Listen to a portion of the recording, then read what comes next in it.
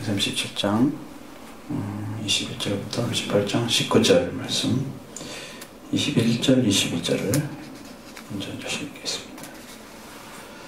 루벤이 듣고 요셉을 그들의 손에서 구원하려 하여 이르되 우리가 그의 생명은 해치지 말자.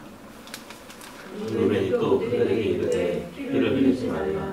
그를 광야 그 구덩이에 던지고 손을 그에게 대지 말라 하니 이는 그가 요셉을 그들의 손에서 구출하여 그의 아버지에게로 돌려보내려 함이었더라. 아멘. 말씀 안에는 루벤의 심성이 두 가지로 나타나고 있죠. 루벤은 아버지에게 깊은 아픔을 준 아들이었다 합니다. 그런 거죠. 그 자식이 우선 루벤의 마음을 괴롭혔습니다. 그 아버지를 상처 준 것에 대해서. 아버지의 첩인 비라와 간통을 했기 때문에 그는 항상 아버지에 대한 그 죄의식이 있었을 것입니다. 그렇기 때문에 그런 마음에서 요셉을 구출하고자 하는, 아버지의 마음을 아프지 않게 하기 위해서, 그 형제들하고는 그런 것이 좀 다른 입장이죠. 루벤은 아버지의 침상을 더럽히기 위해서 형제들에게 장자의 권위를 상실하고 장자권도 없어진 그런 자리에 있었기 때문에 장제 권위를 행사할 수가 없죠. 그가 이제 의로웠다고 말씀에 서서 정결할 생활을 했더라면 요셉의 죽음을 막을 수가 있었을 것입니다. 그러니까 거기에 구덩이 넣자 이런 말도 안 했을 건데 요셉 죽음을 막을 수가 없었던 것입니다.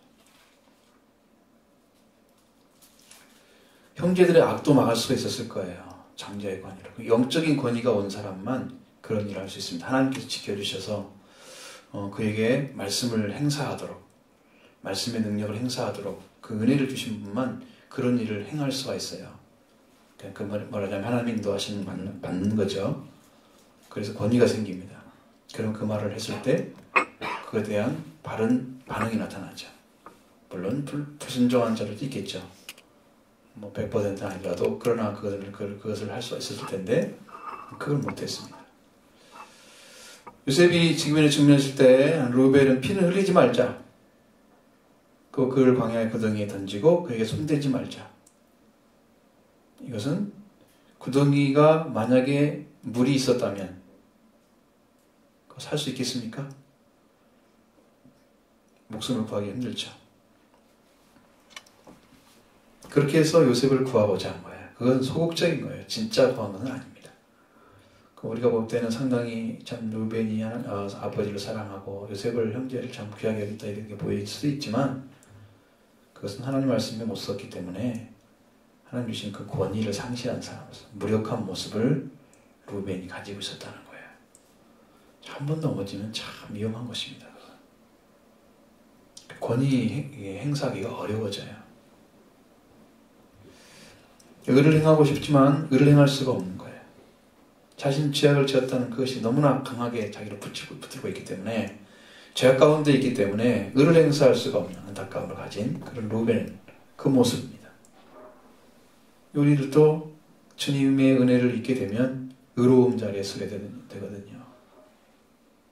의를 상실해버리면 이제 그때부터 문제가 되는 것입니다.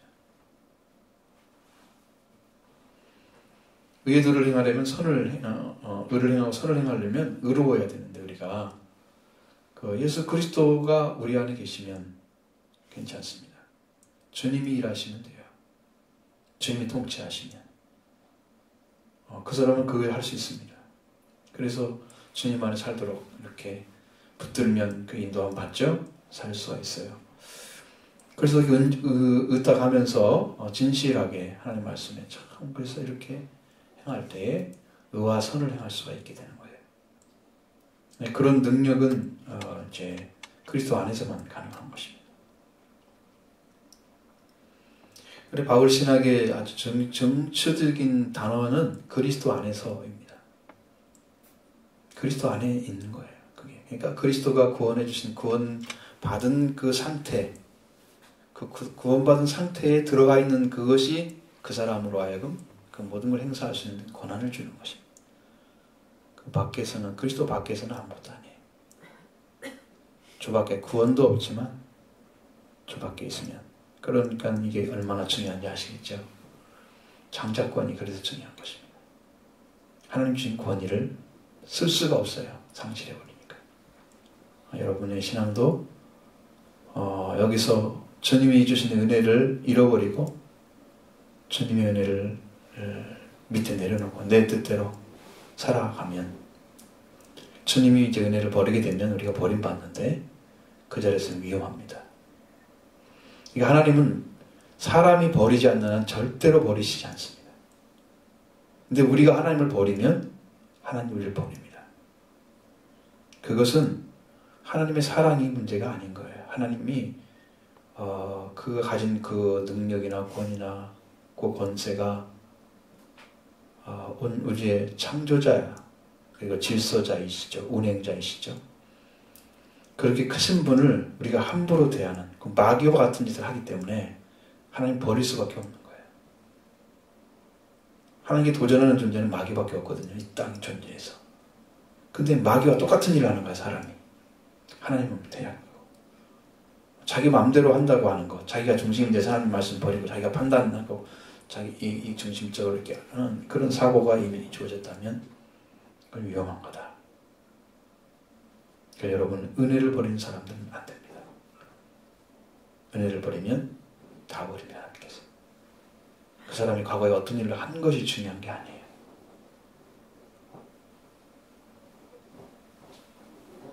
그래서 우리가 시작은 잘 됐는데 왜 잘못 마셨을까? 갈라디아서 보면은 너희가 성령으로 시작해서 육체로 마치겠냐, 그런 말씀하시잖아요. 성령으로 시작했는데 육체로 마칠 수 있다는 거예요.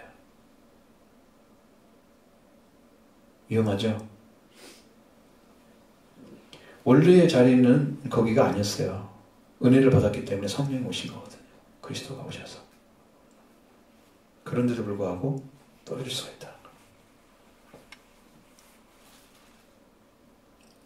그렇게 위험한 것이다. 여러분, 은혜를 절대로 버리지 마시고 의탁하는 심령으로. 그래서 여러분은 강력한 힘을 가지셔야 요셉을 구할 수가 있습니다. 요셉을 구하는 자가 되어야 돼요. 여러분, 상당히 그제 연약한 자리에 쓴 것이죠. 로벤의 모습을 보여주고 있습니다. 그 다음은 이제 23절로 36절을 보겠습니다. 요셉이 형들에게 이르되 그의 형들이 요셉의 옷 곧 그가 입은 채색 옷을 벗기고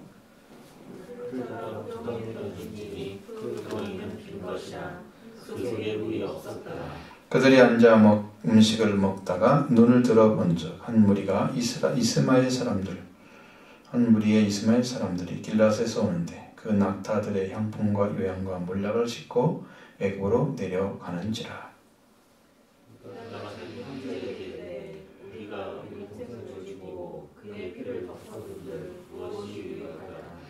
자, 그를 이스마엘 사람들에게 팔고 그에게 우리 손을 대지 말자. 그는 우리의 동생이요 우리의 혈육이니라 하매 그의 형제들이 청종하였더라.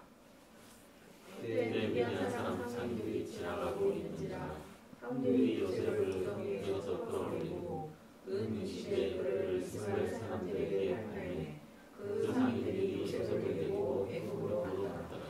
로벤이 돌아와 구덩이에 이르러 본즉 거기 요셉이 없는지라 옷을 찢고 모두에게 돌아와서 이르되 아이가 없도다. 나는 어디로 갈까?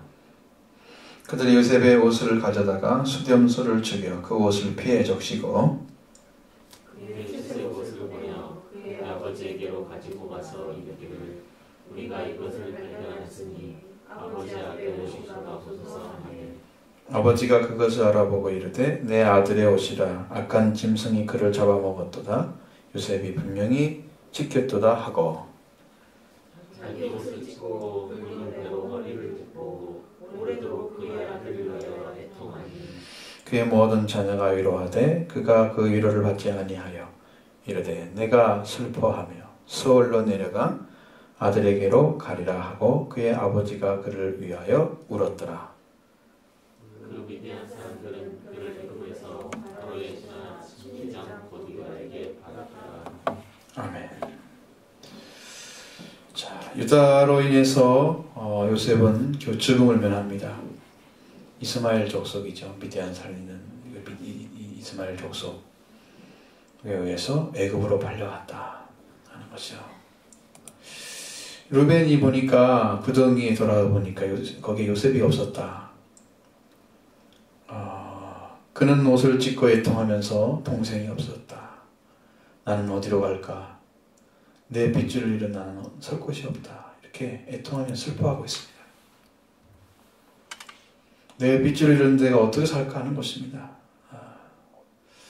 나는 살아야 할 자리를 잃었다라는 생각이죠. 루벤은 참으로 통회하는 심령을 가졌습니다. 그렇게 애통하지만 루벤은 아버지의 짐승을 더럽힌 그러한 죄인이었습니다. 그러니까 그렇기 때문에 의를 행하고 싶어도 선을 행하고 싶어도 행할 수가 없는 무력하고 무력한 그런 자리에 서서 애통해봐야 할 수밖에 없는, 굳절하는 것이 아니고 그런 모습이에요.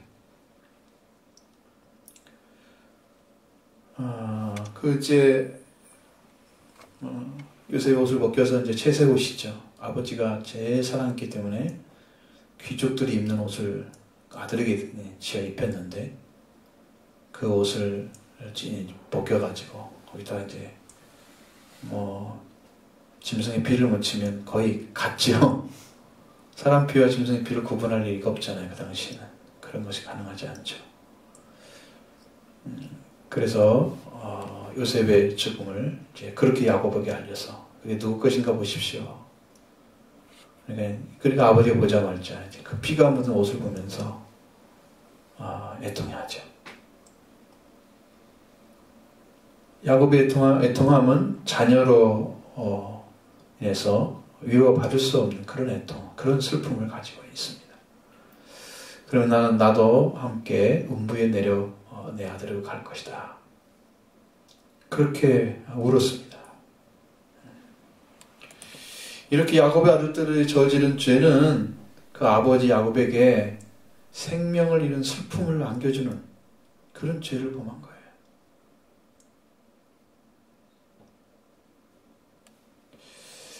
여러분은 생각해보면 내 핏줄을 잃어버리면 내 생명을 잃은 것과 같은 거예요. 핏줄은 생명이기 때문에 핏줄이 끊어지면 같이 죽는 거예요. 저를 죽이고 내가 산다고 해서 내가 사는 게 아니고요. 같이 삶으로써 생명이 번성하는 거잖아요.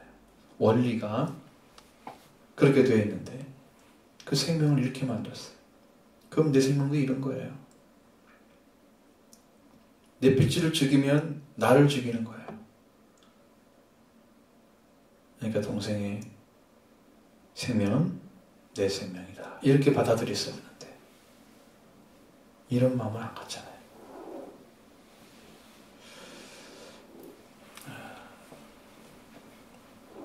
내 핏줄을 죽이면 나를 죽인 건데 살인자예요. 자기를 죽인. 그러니까 이 핏줄을 잘못 이해하면은 영적인 핏줄을 잘못 이해하고 육적인 핏줄을 잘못 이해하면 이게 문제가 되는데 이거 한 생명관계를 자르는 하나가 죽으면 다 죽는 거고요. 하나가 살면 다 사는 이게 핏줄의 관계입니다. 그것이. 근데 이제 그렇게 하나의 핏줄을 죽인 거 그것이 자기들은 이미 속여가지고 알고 있잖아요. 아버지만 모르게 하는 거냐 지금. 아버지를 완전히 속여버리는 그런 죄가 저질러졌다. 여러분 자녀의 할 일이 뭘까요? 부모를 기쁘게 해드리는 일이 뭘까요? 서로가 형제가 화목하게 바르게 살아가는 그 진리를 순종해서 그 살아가는 삶이 빛날 때 참 이름 있고 아름다운 일이 아버지에게는 기쁨이 될 것입니다. 참 네가 잘 살고 있구나. 네가 보람있게 살고 있구나. 아버지는 자식이 잘 되면 영광스럽게 되는 거예요. 아버지가. 근데 그런 아픔을 자녀부터 받고 있는 거예요. 하나 자녀를 잘 키운다는 건 정말 어려운 것입니다. 자녀를 낳게 한다는 것은. 근데 그 얘기는 이제 끝나는 거예요. 요셉 이야기는 그걸로 끝나요. 그래서 37장에서 끝나고 그 다음에 38장은 갑자기 유다 얘기가 넘어가죠. 진짜 하나하나의 단락이 지어지는데 먼저 38장에서 1절부터 11절의 말씀을 같이 읽도록 하겠습니다. 그 후에 유다가 자기 형제들로부터 떠나 내려가서 아둘람 사람 히라와 가까이 하니라.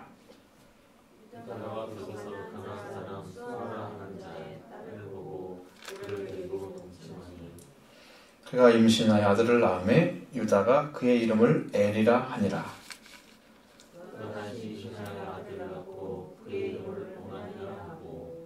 그가 또 다시 아들을 낳고 그의 이름을 셀라라 하니라.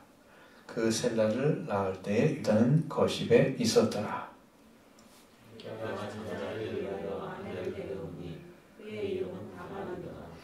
유다의 장자 엘이 여호와가 보시기에 악함으로 여호와께서 그를 죽이신지라.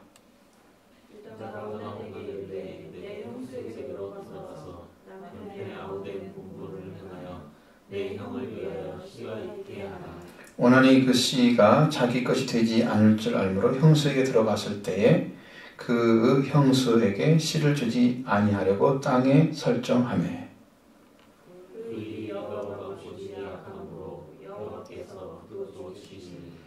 유다가 그의 며느리 다말에게 이르되 수절하고 내 아버지 집에 있어 내 아들 셀라가 장성하기를 기다리라 하니 셀라도 그 형들같이 죽을까 염려함이라. 다말이 가서 그의 아버지 집에 있으니라.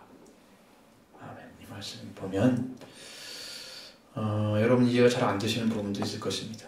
유다가 결혼을 했죠. 그리고 그 아들을 낳게 하는데 그 유다는 가나안 사람 수아의 딸을 보고 그와 동침 아들을 낳았다. 그러니까 이것은 핏줄이 사실상 이제 올바른 핏줄이 아니죠. 가나안 사람임은 이제 그 형제 나와서 핏줄이 아니기 때문에 이게 이제 순수성을 해치는 거죠. 그래서 그의 딸을 보고 그와 동침 아들을 낳았다. 그래서 그가 가나안 사람과 관계 맺은 그 태어난 핏줄 아들이 엘, 그는 악한 자였다. 오난도 악한 자였다.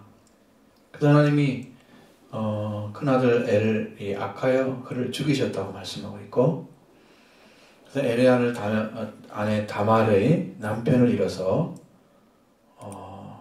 이제 혼자가 됐는데 그 다말에게 책임 있는 게 아니에요. 근데 성경에 보니까 그거 악했다고 하는데 뭐 때문에 악했나 그 말은 안 써 있어요. 또 한 번 똑같은 말을 반복하지 않는 거죠. 여호와 앞에 오는도 악했기 때문에 오난도 함께 죽였다. 이것도 다말에게 책임이 있던 것이 아니었습니다. 그러니까 이제 이스라엘 민족은 다른 민족과 다르게 형이 죽게 되면, 씨가 없이 죽게 되면 그 형수에게 동생이 장가들도록 되어 있습니다. 그래서 형수를 통해서 장자의 그 핏줄을 잇도록 그렇게 만들어져 있어요. 이것은 이제 그런 것이기 때문에 우리가 이게 잘못됐다 얘기하면 안 돼요. 우리 문화가 아니기 때문에 그걸로 척도를 잘못하면 안 됩니다. 근데 뭐가 악했느냐? 여기 보면 악하단 말은 안 나오는데 그 씨를 이제 유전하게 만들기 위해서 유다가 얘기를 하잖아요. 근데 오난도 그 씨를 옮기기 위해서 임신하도록 해야 되는데 그가 이제 설정을 했다. 밖에 설정했다. 그러니까 이제 여자의 몸에 들어가도록 정액이죠. 그것은 정액을 밖에 쏟아버린 거예요. 하나님 보시기 그게 악했다는 거예요. 사람이 하나님의 방법대로 임신을 해서 이 생명이 태어나도록 하는 것이 성경의 원리거든요. 그게 정상적인 삶이란 말이죠. 방법이고. 그런데 그것을 하지 않은 것이 악했다. 그럼 앞에서 엘도 역시 그렇게 했을 것이라는 거죠. 다말을. 그래서 하나님께서 그를 치신 거다. 하나님의 생명의 씨앗을 연결시키지 않는 것은 악한 것입니다. 그 방법을 하나님 주신 방법이기 때문에 그걸 하지 않는 것은 악한 거예요. 근데 이제 유다는 그것을 알 리가 없잖아요. 유다는 그 사실을, 그래서 그 사실을 깨닫지 못하고 다말을 배척을 하는 거죠. 그러면서 무슨 생각을 하냐면 내 아들 이 셀라까지도 죽을지도 몰라. 하나님 쳐서. 그러니까 다말도 네 아버지 집에 가서 친정집으로 보낸 것입니다. 그 말 중에는 아들이 어리니까 이 아이가 자랄 때까지, 둘째가 이제 죽으면 셋째가 이제 형수와 결혼해야 돼요. 그렇게 돼 있어요, 법적으로. 관례적인 것입니다.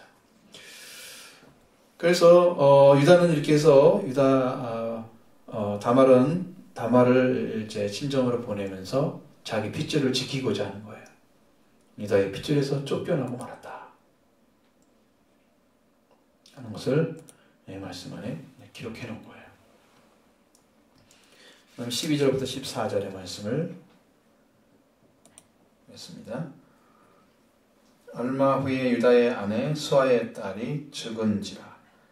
유다가 위로를 받은 후에 그의 친구 아들람 사람 히라와 함께 딥나로 올라가서 자기의 양털을 깎는 자에게 이르렀더니, 그 사람이 다말에게 말하되 내 시아버지가 자신의 양털을 깎으려고 딥나에 올라가다 한지라. 그가 그 과부의 의복을 벗고 너울로 얼굴을 가리고 몸을 휩싸고 딥나 길 곁에 에나임 문에 앉으니 이는 셀라가 장삼을 보았어도 자기를 그의 아내로 주지 않음으로 말미암음이라. 아멘. 여기 보면은 친정으로 쫓겨난 다말이 시아버지가 이제 큰 동네, 자기 동네 근처에 양털을 깎으러 왔다, 이런 소식을 듣게 됩니다. 다말은 이제 무슨 생각을 했냐면, 과부의 옷을 입으면 이 사람은 과부다 이렇게 표가 나니까 과부의 옷을 벗어버리고 천으로 얼굴을 가리고 몸을 휩쌌죠. 그리고 딥나로 가는 길 옆에서 시아버지를 기다리는 거예요. 다말은 셀라가 장성해도 유다가 다말에게 셀라를 주지 않은 것이에요. 원래는 자기가 그 아내가 되어야지 않았거든, 셀라의 아내가. 그렇기 때문에 자신 유다의 핏줄 속에서 영영이 제외되는 그러한 수모를 겪게 돼 있어요. 그럴 수가 없다는 생각을 가진 거예요. 하나님 택하신 아브라함의 하나님, 이삭의 하나님, 야곱의 하나님, 그 핏줄을 이어줘야만 돼요. 이스라엘 자손들이 하나님의, 이스라엘 하나님, 그 핏줄 속에 역사하시는 하나님, 그 핏줄을 이어야 되는데 자기가 그 일을 못하고 이제 망하게 되는 거죠. 죽으면 그걸로 끝입니다. 그래서 이 핏줄 속에서 다말은 제어될 수밖에 없기 때문에, 그래서 생명을 건 모험을 하게 되는 거예요. 그냥 자기가 입고 있던 갑옷을 벗어버리고 천을 얼굴 가리고 몸을 휩싸는 그런 창녀의 모습으로 유다가 오는 것을 기다리고 있는 거예요. 그러니까 이제 그렇게 된다면 그러면 이제 아버지의 핏줄을 얻게 될 수 있잖아요. 원래는 자기 아버지 핏줄을 얻으면 안 되죠. 그 성경에는 그렇게 되어져 있는 핏줄들이 거기 있단 말이에요. 여러분이 그것을 어떻게 이해하느냐? 하나님은 생명 관계에서 일을 하고 계신다. 그래서 그걸 받으신 거예요. 자, 그러면 15절부터 19절 말씀입니다. 그가 얼굴을 가리었으므로 유다가 그를 보고 창녀로 여겨.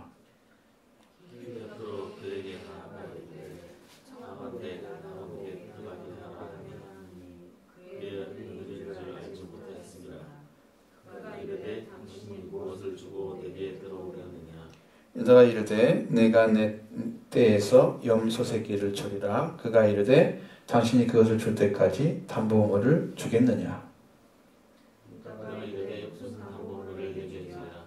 그가 이르되 당신의 도장과 그 끈과 당신의 손에 있는 지팡이로 하라. 유다가 그것들을 그에게 주고 그에게로 들어갔더니 그가 유다로 말미암아 임신하였더라. 그가 일어나 떠나가서 그 너를 벗고 과부의 의복을 도로 입으니라. 아멘.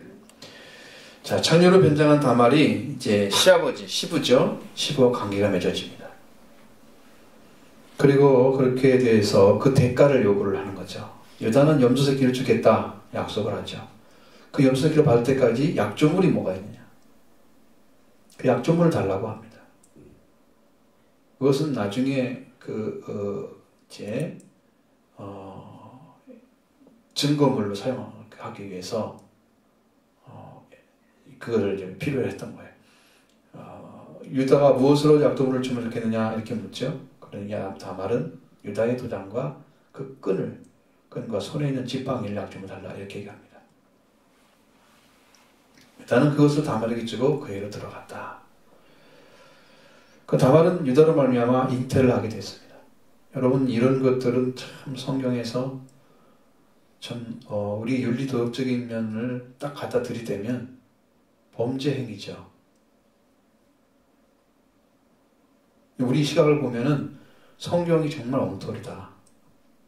왜 그런 핏줄을 낳는데 하나님이 그 유다의 핏줄에서 예수님을 태어나게 했을까? 며느리와 시아버지 관계에서 태어난 자손인데 이런 생각을 하게 되죠. 근데 이것은 다말의 문제가 아니고 유다의 문제였어요. 다말은 자기가 자손을 퍼뜨려야만 되는 그 생명의 목마른 자였어요. 그래서 유다와 다말의 관계가 이렇게 되니까 거기서 핏줄이 태어나게 됩니다. 그리고 유다는 일찍 떠났죠. 다말도 그 면박을 벗고 의복을 다시 과부의 옷으로 갈아입었습니다. 변장을 감쪽같이 하니까 알 수가 없죠. 자, 이렇게 되었을 때 많은 사람들이 의견을 가지고 있어요. 하나님이 왜 이렇게 했느냐. 이제 성경에 마태복음서 같은 데를 살펴보면 유다는 다말에게서 베레스를 낳고, 그죠? 그러니까 하나님께서 그 핏줄을 사용하신 거예요. 예수님이 태어나는 그 핏줄로 사용하신 거예요. 그건 우리의 범죄 행위라고 볼 수 있는 것이 아닙니다. 이건 다말이 작정하고 들어간 거예요. 자기가 버림받지 않으려고. 그 핏줄에 제외되지 않기 위해서. 그래서 성경에서 여자를 족보에 넣는 일은 거의 없습니다. 성경은. 그런데 여자 몇 명이 들어가 있습니다. 기생 라합 같은 사람이 들어가 있죠. 여기 다말이 들어가 있죠. 그 다음에 이제 밧세바, 우리아가 안에 밧세바가 들어가 있죠. 그 다음에 예수 그리스도를 태어나게 했던 그런 성모로 마리아가 들어가 있습니다. 여자의 이름을 족보에 넣는 일은 유대인은 없습니다. 성경에는 그게 있단 말이에요. 이건 뭐냐면은 예수 그리스도는 그렇게 해서 죄인들의 핏줄이지만 그 핏줄을 통해서 생명을 태어나는 길을 그걸 사용하셨다고 하는 것을 보여주기 위해서 더 고의적으로 사용한 거예요. 그것은 고의적으로. 하나님은 우리가 생각할 때는 예수 그리스도는 죄인의 핏줄에서 오면 안 되지 이렇게 생각하지만 마태복음 1장 1절에는 아브라함과 다윗의 자손은 예수 그리스도의 세계라 족보의 세계를 설명해 놨어요. 그 아브라함과 다윗이 연결되었던 핏줄의 모습이에요. 그것이. 그래서 약속의 자손으로서 태어나는 그 핏줄에 연결되는 그 사람들은 축복의 사람들이에요. 그 반열에 못 들어왔던 사람들은 제외됐어요. 4명이나 제외됐어요. 왕에 속한 사람들은. 유다의 핏줄로서 왕으로 연결되지 않은 다윗 왕부터 시작해가지고 그 왕족으로 들어가는데 왕족에 들어가서도 제외되어 버린 거예요. 말씀을 쓰지 않고 범죄로 한 번도 돌이키지 않은 사람. 회개하지 않은 사람은 못 들어가요. 그 속에. 핏줄이 그렇게 돼 있어요.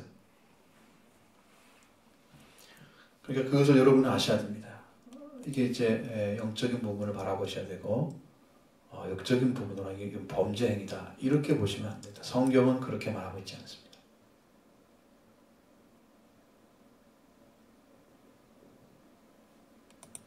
항상 어떤 문제, 어떤 일에 대해서는 의견이 있게 돼 있어요. 하나님이 그렇게 해서 그런 핏줄을 연결해서 예수 그리스도와 그리스도와는 예수가 태어나게 하시는 거죠. 요셉의 자손으로. 그러니까 결국은 이제 그렇게 하나님이 그렇게 핏줄을 흘러내도록 하셨기 때문에 그 핏줄은 성경에 기록해 놓고 그건 변하지 않는 말씀으로 해주신 거예요. 그럼 여러분은 그것을 수긍하시고 받으셔야 됩니다. 죄인지라도 하나님 아들이 태어나는 핏줄에 참여해서 그 핏줄을 이어주는 역할을 할 수 있다는 거예요. 야곱 같은 사람도 사실은 형의 그 장자권을 뺏어버린 도둑과 같은 사람들은 나오잖아요. 아주 나쁘게 표현하면 어머니도 속임수 쓰고 그럼에도 불구하고 야곱의 후손 12지파를 선택해서 하나님 이스라엘 민족을 만들잖아요. 하나님이 왜 인정했어요? 하나님이 의로운 하나님이신데 회개한 사람을 사용하신 거예요. 그러니까 예수 그리스도 태어나는 핏줄에 들어온 사람들은 회개한 사람들이에요. 연결되어 있어요. 여러분들도 지금 이제 우리를 통해서 말씀하시고 하나님께 말씀하신 그 핏줄에 영적인 핏줄에 들어오려면 여러분 회개하고 들어와야 돼요. 그러면 여러분이 이 거룩한 사역을 감당하시는 사람이 돼요. 이 복음을 들었다고 다 일할 수 있는 게 아니야. 회개한 사람만 일할 수 있는 거예요. 그래서 그 아름다운 그 복음의 역사를 여러분도 똑같이 증언하고 증거하는 축복된 삶이 함께하기를 바랍니다. 하나님은 그것을 위해서 지금 우리 교회를 세우신 것 같아요. 여러분이 하나님의 동역자가 되어주십시오. 하나님과 함께 동행하면서 어떻게든지 하나님 뜻을 성취해드리는 어떻게 하면 최선을 다해서 그 일을 행해드리면 여러분이 참 기쁨으로 감사함으로 행해서 이 아름다운 역사를 꼭 이루어서 마지막 이제 우리가 주님이 오셔서 우리 교회를 바라보시면서 참 잘했다. 착하고 충성된 종들아. 그러면서 하나님이 큰 상급을 내려주시고 그 축복된 그 은총을 내려주시고 여러분 그 일에 충성하기 바랍니다. 하나님이 우리에게 주고자 하는 것들이 있어요. 근데 그걸 받으셔야 돼요. 하나하나 성경에서 열려지고 있고 하나님께서 약속하신 말씀 그 위치에 지금 세우시려고 하나님 일하고 계시는 걸 봐요. 제가 너무 부족한 거예요. 많이 부족해요. 목회자를 위해서 기도한 사람은 틀림없이 복을 받습니다. 왜냐하면 하나님이 원하셔서 어떤 방법을 지금 선택하시고 복음을 위해서 일을 시키잖아요. 그를 위해서 기도하는 것은 여러분이 정말 충성된 종들인 거예요. 그 하나님이 그런 복을 주십니다. 저는 그러겠죠. 저를 위해서 기도하며 교회를 기도하는 자에게 복을 달라고 저는 그렇게 기도합니다. 그럼 서로 복 받죠? 응? 여러분도 복 받고 다 받는 거예요. 하나님 은총이 함께 하시는 거예요. 이런 문제를 여러분 그렇게 해결하시기 바랍니다. 장자권을 잃어버린 유다와 같은 그런 위치는 여러분 서지 마시고 루벤 같은 자에 서지 마시고 유다는 이제 그를 그 이스마엘 사람이 팔아버렸지만 온전한 그 복음을 가진 자는 아니었어요. 이것은 정말 흘러갈 수밖에 없는 결국 이제 죽음에 또 던져버리고 유다의 어떤 그 말로 인해서 그가 팔려버리는 그것이 하나님의 섭리 방법이 아니었을까 생각이 드는데 유다가 그 일을 한 것은 어떻게 이집트에 팔아가지고 그 일이 창세기 15장에 이루어졌던 그 400년 만에 돌아오리라 그 말씀이 성취되는 이스라엘 민족이 이집트 이방의 땅에 가가지고 그래서 이스라엘 민족이라는 큰 큰 무리를 거느려 나오는 그런 역사가 성취하는데 그 요셉이라는 사람이 굉장한 역할을 했잖아요. 이집트에 거하도록 하는데 성경을 성취시키는 큰 일을 행한 사람들이. 요셉은 나중에 형들이 자기 말을 안 믿어주고 아버지 돌아가셨을 때 이 얘기를 하니까 형이 막 형들을 향해서 울었어요. 당신들은 나를 죽이려 죽음에 넣었지만 하나님께 선을 행하셔서 나를 이 자리에 하신 거다. 이건 나를 위한 것이 아니다. 당신들을 위해서 그렇게 한 거다. 요셉은 구속사를 이해하고 있었습니다. 하나님의 섭리를 이해하고 있었어요. 그 형들은 자기들의 잘못 때문에 이렇게 팔려와가지고 과정고생 다 하다가 이제 승리가 됐는데 거기에 대한 그 보복이 두려워서 불신하는 거죠. 죄를 지은 사람은요 항상 그 마음이 조려해요. 죄를 지어서 편안하지가 않은 거예요. 그러니까 여러분 내 심령 가운데도 참 그 은혜를 입은 만큼 하나님 사용하시기 때문에 하나님의 말씀에 순종해서 일을 잘 이뤄가면 하나님 뜻을 성취해드리는 여러분 되기 바랍니다. 하나하나 섭리하시면 하나님 섭리 가운데 여러분이 순종하시면 모든 일을 아름답게 이루셔서 하나님의 축복으로 바꿔주십니다. 저는 그 선한 역사로 바꿔주는 여러분의 생활이 꼭 나타날 것을 믿어요. 그렇게 이루셔서 우리가 지금 믿는 게 참이다.